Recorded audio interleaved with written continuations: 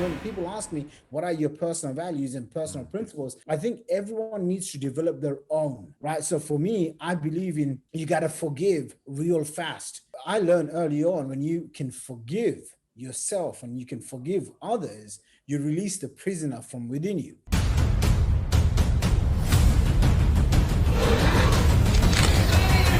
All right. Welcome, everybody, to today's podcast on the Seven Figures Club. We've got an amazing guest for you guys. I'm extremely excited. And I want to welcome to the show Shaqir Hussyin, who is one of the top online marketing entrepreneurs, not in the country, not in the UK where he lives, but in the world. He's known as the kind of the global online backpacker. He's the founder and CEO of wealthacademy.com and funnels.com. Can you believe that? Funnels.com. That's a very valuable site. His nickname is the Backpack Millionaire. He's invested over $350,000 into his own education and training since 2009. Over 500,000. I think it's pretty close to 1 million subscribers and members have joined his Online Profits Daily newsletter. He and his team have hosted over 150 live events all over the world. He's been featured everywhere from Forbes, Digital Trendsetter, Home Business Connection, and so many different websites. He also is running an 8-figures business, soon to be 9 figures. I believe it's 3 8-figure businesses before the age of 30 using high-ticket sales, offers, and sales funnels. Guys, I'm excited. Welcome to the show, Shaqir. Hey, I'm excited. Thank you so much for having me. I'm super pumped to be here. Excited. Perfect. Well, real quick, tell us a little bit about your background. When you were growing up as a kid and going to school and high school, what was Shaqir like, and what were kind of your dreams, and is this what you kind of envisioned happening when you were a kid? What were your beginnings like? I don't think this was actually my dream was to become a plumber and an electrician. And I thought if I had those two skills, which most people didn't have, I could probably make 50 to 100 grand a year. But, growing up, I guess I was the typical kid, or maybe not. I was very, I found it very hard to focus during school and college and even in university. And I would always find myself, even when I was at the age of like 15 years old, find myself learning about eBay and selling stuff on eBay. And that was actually one of my first ever, business hustles. I remember staying up until like 3 a.m., learning about eBay, signing up for PayPal, hitting that confirm button that said, yes, I am 18 years old, and wondering and worrying, is anyone going to ever find out, I'm not 18, but I need to make money. And that was the start of my entrepreneurial journey, so over the last 15, 16 years, it's been an absolute, it's literally been the best journey of my life for myself anyway. And through that, it's given me so many challenges that it's forced me and developed me into being a better character, a better human being. And I've spent hundreds of thousands of dollars in personal development, hanged out with Tony Robbins and all of these guys from Richard Branson, billionaires and whatnot. And what I find is that entrepreneurship is one of those personal development superchargers. It's just like when you get married. I've heard people say when they have kids, it's like, no amount of how to have more patience books will sort you out when you have kids. Now, I don't have kids yet, but I'm like, I get it. Like, I have to develop myself consistently. And so, that's kind of the big thing that I've seen is I'm chasing a better version of myself all the time. You know what? That is so well said. And as a father of 5 kids, I can tell you that there's a lot of personal development that goes on and a lot of patience as you go down that road. And you talked about marriage. So what are some of the values and principles that you believe have helped you be so successful and be such a great leader to those who are trying to build online businesses? I know you've got thousands of students, maybe tens of thousands, who have been able to build their dream life because they learned from you. What are some of the values and principles that you kind of teach them that you think has made them successful, like you have been? I appreciate that. So firstly, from a personal perspective, I'm a Muslim, so I pray 5 times a day. I follow Islam. I'm like religious in terms of like, praying 5 times a day, trying to be a better Muslim every day. And because for me, at the end of the day, this world is just a little path. It's just a little journey to get to the next journey. So like, I remind myself, this is not my world. Like I'm not just working for this world, I'm working for my afterlife. And so like, that's from a personal perspective. So everything that I do, I make sure, hey, how can I be ethical? How can I be kind? How can I, give the person a fair deal or even a greater deal where I'm getting the short end of the stick and I'm leaving the customer and the client way better off, delivering 10, 100, 1,000 times the value that whatever they pay for. So those are some of my personal perspectives and my personal values in terms of, business values and business principles. Some of the things that I've developed. Well, I'll give you a handful and I can actually talk about this because we do entire seminars on these topics, right? So one of them is frictionless thinking. Right now, let me share this with you because frictionless thinking is all about, when you are trying to do an activity, a task, a project, sometimes you're pulled in 10 different directions. And what happens is, a lot of the times you have all sorts of internal friction. And some of this internal friction could be as simple as you spend way too much time deciding what to eat or what to wear. And so for me, and over the last 10 years, I've developed this habit of I just wear black V-neck t-shirts. Sometimes they're just plain black V-neck t-shirts. Sometimes they're Hugo Boss. Sometimes they're my own brand. Sometimes they're cheap $10, $20 t-shirts. But I do not want to spend any time thinking about what do I need to wear, right? Because it's just an extra decision. Or even stuff like when it comes to eating, I just want to be able to eat the same thing over and over again, or just have food ready. Because for me, these things, I don't want to waste any time. Like I don't like driving because I feel like I could read a book, I could meditate, I can get on phone calls. So I have a general rule, which is, if I'm going to my parents, I'm driving my wife around, I drive. But other than that, we got to take an Uber. I got to get someone to drive me. So I have set up a specific rules like that. And when people ask me, what are your personal values and personal principles? I think everyone needs to develop their own, right? So for me, I believe in you got to forgive real fast. And sometimes I talk to people and they're like, I'm never going to forgive this person. And I'm like, I learned early on, when you can forgive yourself and you can forgive others, you release the prisoner from within you. One of the things you said is how I've been able to generate $30 million before 30, but maybe you and your listeners don't know. Also, I've had $1.2 million cash stolen from me. I've invested in things where, it went to zero. It didn't just crash and burn, it went to zero. I had staff members and employees steal from me, people that literally lived in my house that I took care of. When I bought them a new laptop because they couldn't have a laptop and I wanted to save their face, they ended up stealing from me. So it's like these experiences, I can have bitter taste, or I could just forgive and move on and just let go. And it's not just on other people, even for myself. So I don't let those things kind of hold me back. And if I do, I have that little awareness where I can say, hey, you need to snap yourself out.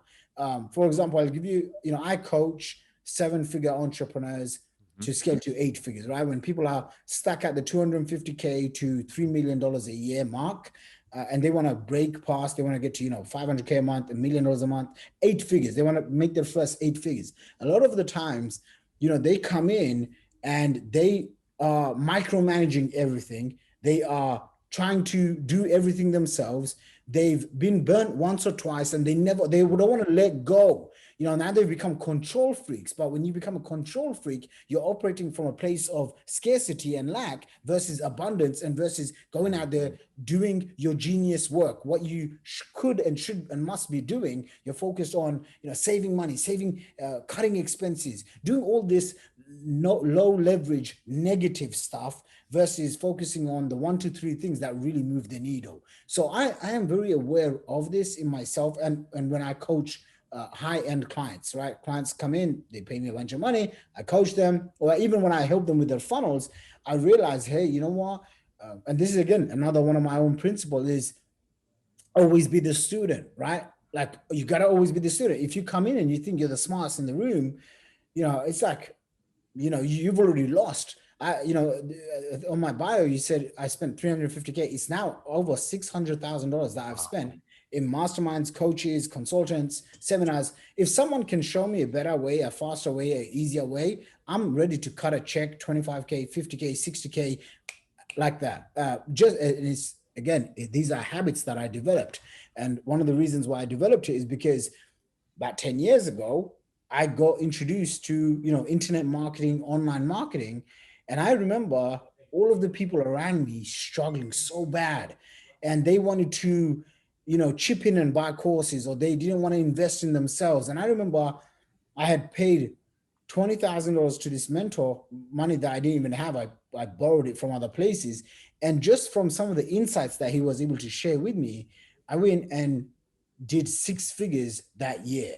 And then I did multiple 6 figures. And in my third year of online marketing, I did $1.2 million in a year. It changed my life forever, because I was a kid growing up from East London. I mean, 100 grand a year was a lot of money to me, right? I mean, $10 million now doesn't seem like a lot even today. I mean, it's a nice chunk, but back then, if someone said, you can make 100 grand a year, I'd be like, man, that's rich. So I come from, a real different background to all of this. And I guess, that'd be a principle. Another principle is that everything that I do, I aim to do with speed and urgency. I think way too many times, and I'm not pointing anyone out here, I'm just saying in general, okay, we are spoiled, right? We are spoiled. My dad used to say to me, son, anyone can come to this country. He's from, my parents are from Bangladesh. And when he came from Bangladesh, he came to this country with absolutely nothing. As an immigrant, used to get bullied in school, used to get beaten up, and all of that. And he worked himself up, and he became somewhat successful. And he'd always tell me, from a young age, son, like, you live in this country, that in itself is the success. You get it? He used to say, because you live and you are born in this country, you've got the edge. Now you need to go and make it, because anyone can, and you just need to focus for 10, 15 years. And I used to think to myself, Dad, 10, 15 years sounds like a long time. And he's saying it from his frame of reference, but he didn't have any mentors, right? He got punched in the face over and over again. He had people steal from him. He had all, his friends and family betray him and all of this stuff. And I was like, but I've got these guys and these mentors and these business mentors, and I could go and learn from these guys. And I started learning and figuring out, hey, if I I can earn my way, which usually takes years and decades, or I can just pay my way. And so for me, that's just a mantra that I have, because if I can pay to remove an obstacle, any levels of stress, then I don't have that problem anymore. So I'd say those are a few key principles that I have and I try to live by. Absolutely. So you talked about delivering way more value than what people are paying for. You're very curious. You're always learning. You talked about frictionless decisions, which makes our life easier. And that's something that Steve Jobs talked about and Mark Zuckerberg, where they eliminate, all right, I don't have to worry about what I'm going to eat. I don't have to worry about what I'm going to dress. And by keeping those simple things, now you can use your genius energy to do the things that God made you and put you here to do. And then you've got this bigger purpose, understanding that, there is more than just this mortal life. And that gives you greater purpose to make decisions that are long-term decisions and not maybe short-sighted decisions that a lot of people might make mistakes in making. So I think that's another really great value and principle that you shared with us. And you talked about overcoming a lot of adversity. Tell us a little bit more about one of those big adversity challenges, especially at the beginning when you were trying to build that first 7 figures online business. What was one of the big challenges that you had to overcome, and how did you do it? Well, gosh, that seems like a lifetime ago. I'll tell you after 7 figures, right? Perfect. Yeah. Wherever it was in the journey, there was a big challenge, a big adversity. How did you get over that wall? Yeah. So what had to happen was on the path to making my first $10 million, which I was around 26 years old at the time. I made my first $1 million. I call up my dad and I'm like, Dad, I made it. And he's like, what do you mean? I'm like, Dad, I'm a millionaire. I've got $1 million. Like I did $1.2 million that year. And he's a brown Asian man. So Asian dads, typical. He says, son, don't tell no one. And I was like, and then he said to me, son, he said something along the lines of, son, I just need you to know you got lucky. You ain't going to do it again. So you just keep that money. And I was like, Dad, no, I just followed this system. And so my second $1 million was really just trying to prove to myself and to my dad that I can do it a second time. But the third time I did it, and I was like, okay, I'm onto something. And what had happened was, and this is a little bit, different than what most people go through. And a lot of people, they won't really admit this, but this happened to me. And it happens to a lot of people, especially when you make seven figures or multiple seven figures. You start thinking, everything I touch turns to gold. And so I'm, 26 years old. I've saved up probably about $3 million ish cash. And I'm like on top of the world. And then I learn about something called angel investing. And I had absolutely no idea what the heck that was, except my frame of reference was, obviously, I'm very successful in internet marketing. And, I had my dad, I had a few people tell me, stay away from this, lose your money. Yeah. And I was like, you guys don't know, I'm going to go and do this, right? I made a few $1 million here. I'm going to make 100 million from angel investing. And what do you think happened? I had taken about $1 million cash from my bank, and I was literally just throwing money at anyone and everyone that was asking for it. 25K here, 50K there, 100K there, $600,000 into one of these, investment angel tech, blah, blah, blah. Yeah. And what do you have? Like none of them. There's one that's still around, but none of them are around today. And so that was a huge lesson, because I was like, wow, like I couldn't believe what just happened. And it took me a while to kind of, mentally understand, okay, this is what happened, right? Like the ego is the enemy, as Ryan Holiday says, right? Don't be too attached, right? Like I was way too attached to the end outcome versus the process. I didn't even take my own advice of learning from mentors, right? So if someone wants to learn about funnels, they'll come to my site, funnels.com, or they'll come and find me, right? But when it came to angel investing, I didn't take my own advice. I didn't seek the mentors and the coaches and the masterminds. I just jumped in, and I was like, and again, it was pure ego. So that was a huge adversity that I came across. Obviously the bad news was, I didn't recoup any of that money. The good news is, because of the lessons I had learned, I came up with a plan, and literally in the next 3 years, I was able to generate over $20 million just in a span of 3 years, marketing, coaching, courses, seminars, consulting, digital products, and essentially all praise to God.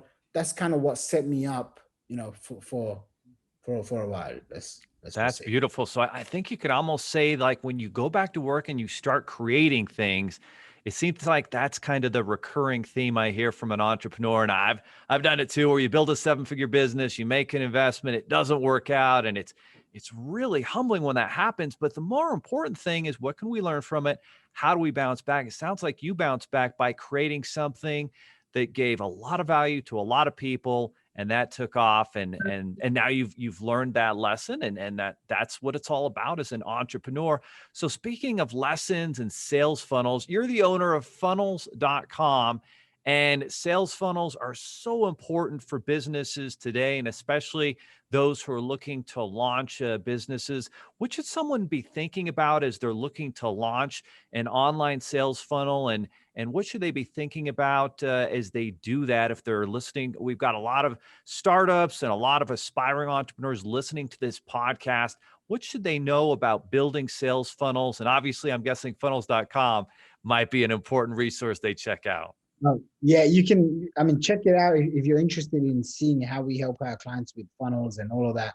But the big mistakes people make, well, here's the big mistake almost most business owners that we speak to make.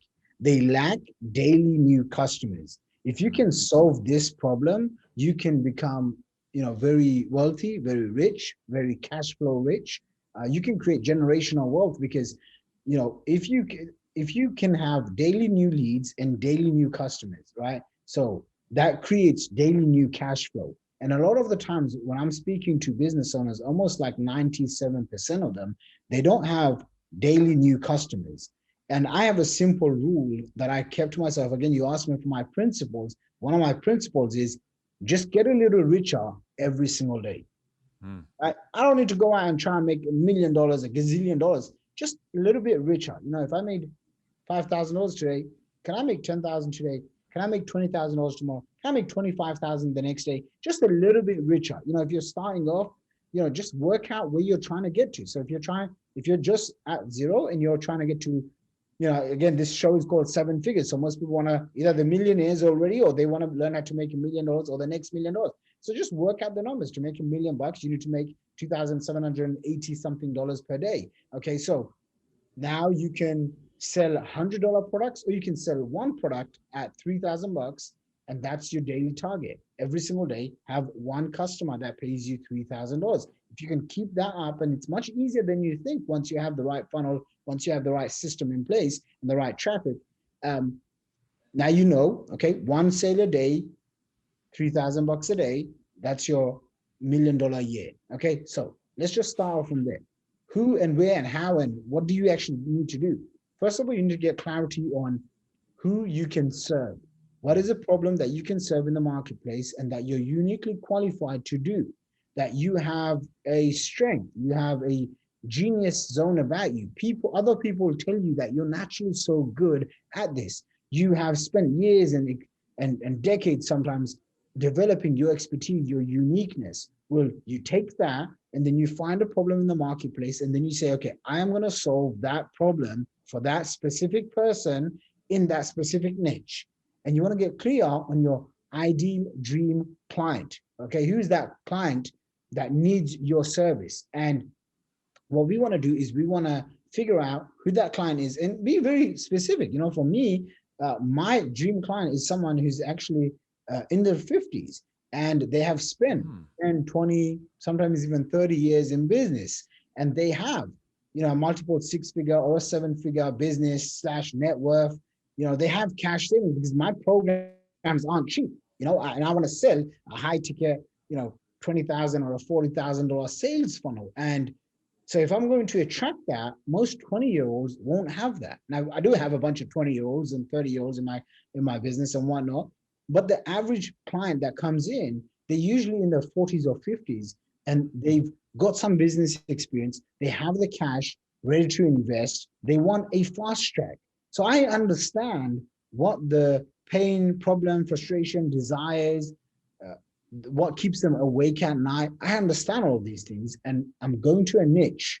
So, you can choose whatever niche you want to sell. And what I find is that the more specific that you can go, in the beginning anyway, the better it is, because you're not trying to talk to everyone. So for example, when people usually come to funnels.com and they check out, what we have, I give away a free book, a free case study, a video training, and a free discovery call. Those 3 things, because I want to build a great relationship with anyone that comes to funnels.com. When someone comes through that, it's not necessarily they're coming in and they're saying, oh, what is a funnel? They have most likely been educated in the marketplace, right? So that's another thing. When you are trying to tap into a niche, ask yourself, who's already done a lot of the heavy lifting in that niche, in that to your dream customers, who's already out there. It's like if you were saying something around personal development, well, Tony Robbins has been educating the marketplace for the last 40 years. Go and target his prospects. And we, again, this is kind of a deeper thing, but we teach our clients how to do that with Facebook and with YouTube and Instagram. And I have an agency that does all the traffic for them. So that's like a key thing that you want to identify is who's the person that you want to serve? What is the product? What's the offer that you can serve to them? And another big mistake people make is that they don't have the pricing right. And I have a saying, which is pricing equals power. Because if you can have pricing, then you can have profitability, you can be prosperous, and ultimately you have power in the market, you have power on yourself, you have power, over these platforms. Because the harsh reality in today's day and age is that everyone's trying to do what you're doing. Everyone, especially with this pandemic, people are now like, hey, I gotta work from home. It's something I've been preaching and teaching and coaching for the last 10 plus years. Work from home, have a side income, start a side hustle, develop scalable high income skills, right? But now the pandemic is forced everyone. So now what's happened is everyone knows, okay, I need something online. I need something on the side for my job. Or even if they had a business, they're like, I want an online business right now. So the competition is fierce. If the competition is fierce, how do you stand out? You stand out by having a funnel, by having an offer, and the offer needs to have the right pricing. So we coach our clients from an emotional perspective, from the product perspective, to start the pricing at $3,000, $5,000, or $15,000 bare minimum. Why? Because with all this competition coming along, what's really happening is the platforms, Facebook, Instagram, LinkedIn, YouTube, blah, blah, blah, they're increasing their pricing for you to advertise. So you need to be in what we call the high ticket business model, right? Anyway, those are a few of my thoughts when it comes to guys. That was so valuable what Shaqir just said, and I can attest to that. Seeing that Facebook ads and Instagram ads, all these different advertising methods, they work when you have a good sales funnel. But like he said, it's getting more and more expensive, which is why you've got to learn how to create a really valuable offer in that $3,000-$5,000 range. And there's nobody better at teaching you how to do that than Shaqir Hussyin. And going to funnels.com is going to give you the resources and the tools for you to be able to take action and make that happen. So funnels.com is where you're going to want to go to check that out. Boy, Shaqir, it's been amazing, the value and everything that you've shared with us today. We really appreciate you taking the time out to share this. Where else should people look to connect up with you and to be able to, learn more from all of the amazing content and tools and products you've got out there for sales funnels? Yeah, no, I appreciate it very much. Thanks. Hopefully that this was valuable when it comes to the topic. I learned a lot, so it was valuable. Yeah. Go ahead, go to funnels.com. Once you register, you can basically find me on social. All my social links are there. I'm all over the internet. Just hit me up. I'm easy to reach out on Facebook as well. Facebook, if you type in my name, Shaqir Hussyin, you'll find me. Otherwise, the best place is always funnels.com. And join the newsletter with over 1 million subscribers strong. And wow. I appreciate it very much. It's been a good 30 minutes here. So thank you very much for having me. I appreciate it. All right. Thanks so much, Shaqir.